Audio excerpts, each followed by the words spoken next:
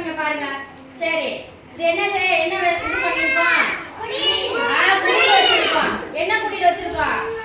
Christmas குடி. சூப்பரா சொல்லிட்டா. கிறிஸ்மஸ் குடியில வச்சிருக்கோம். சரியா? இவங்க யாரு? கிறிஸ்மஸ் தாத்தா, சாண்டா தாத்தா.